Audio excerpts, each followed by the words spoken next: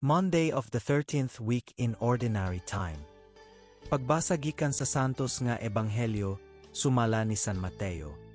Sa pagkakita ni Jesus sa mga tawo nga nag-alirong kaniya, miingon siya sa iyang mga tinun-an, manabok kita sa yanaw. Unya may usa ka magtutudlo sa balaod nga miduol kaniya og miingon, magtutudlo, andam ako sa pagkuyog kanimo, bisag asa kamo adto.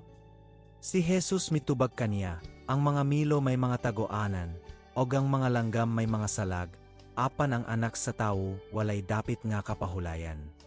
Ug may laing tinun-an nga miingon, Sir, mopauli una ako aron paglubong sa akong amahan.